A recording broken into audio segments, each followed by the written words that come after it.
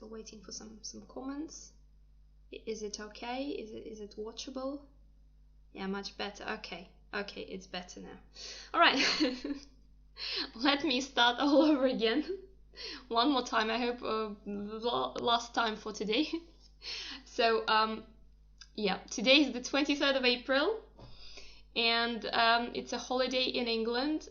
Two holidays at once. St. George's Day, which, well, St. George is the patron saint of England, and it's also Shakespeare Day. And we are going to talk a little bit about Shakespeare. I was planning this to be just, just a little presentation for maybe 10-15 minutes, so it's not going to be a long lecture. Just, to commemorate his work on this day.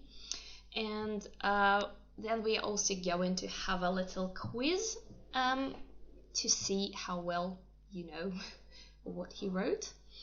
So Shakespeare is a great English writer, playwright, and poet.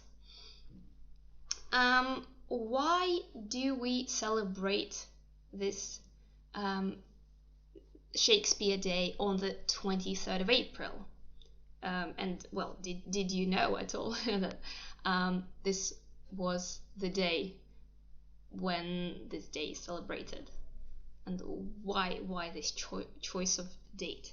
So in fact, it is considered to be both his birthday and also his death day. Very curious situation. Although it is not 100% known, we are not fully sure about this. So he was born in 1564, and he was baptized on the 26th of April. There is a note about this, there is a record of this, and we know this for sure. And why we think that he was born on the 23rd of April? Well, this is because at the time it was custom to baptize children 3 days after they were born. So therefore he was probably born on the 23rd of April. And he died on the 23rd of April 1616, which is known for sure. So it looks like he was, he died on the same day when he was born. He died on his birthday. Yeah, so this is why the choice of date. And what can we say about him? So he was born in Stratford-upon-Avon in the West Midlands. And he also died in the same place after he retired, but most of his career he spent in London as a playwright. He wrote a lot of tragedies, comedies, and his works include 39 plays and 154 sonnets. That's a lot of work to do. A sonnet, by the way, is a type of poem that consists of 14 lines. Yeah, should probably change the slide. Where he talks about love and feelings and explores all sorts of different topics.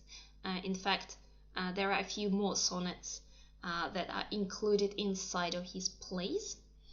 And he is considered to be England's national poet. So he was arguably the most influential writer in the history of the English language, and he influenced the works of many writers and poets that came after him. And his influence still continues. And well, when you're asked, tell me, well, can you name an English poet or an English playwright? most people will probably say William Shakespeare. So he is, of course, very iconic. Now, I would like to, well, I've said, that he wrote 39 plays, but I didn't name any of them. You probably know a lot of them, because we just hear about them all the time, in all sorts of different contexts, and a lot of the lines from his plays and his sonnets just became part of the language that people use as quotes, or refer to them in all sorts of different contexts. So today we'll have a little quiz to see how much you know about what he wrote. Part 1, which plays do you know by Shakespeare? Can you continue the names, the titles of these plays correctly? So Romeo, and that can be one or two or several words. I'm not going to tell you how many. Much Ado, A Midsummer, and The Taming. So you can take a moment to think about it. And maybe write down your answers. I'm not going to tell you the correct answers now. The correct answers will be on my social media after the stream. So to make it a little bit more interesting, so that you can take your time to think about your answers. So you're probably done with this one. Part 2. If you found part 1 extremely easy, part 2 may be a little bit more tricky. So I've got some famous lines that are often used as quotes, or even as just, sort of like sayings. Do you know where they are originally from? So what plays are they from?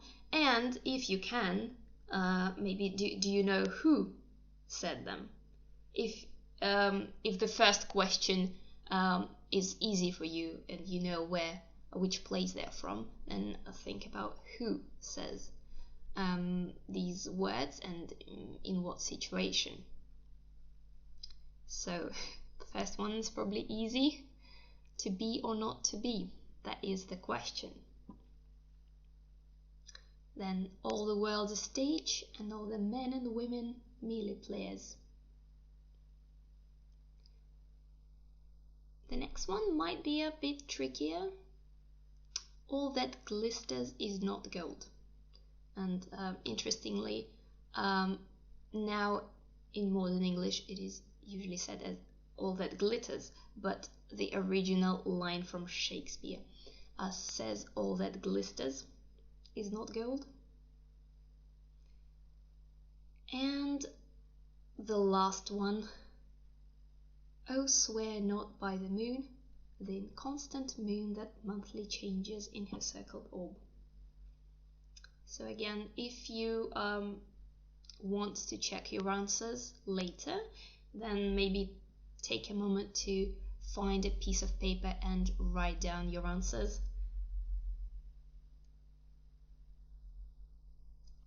And this is it. This was just a little quiz.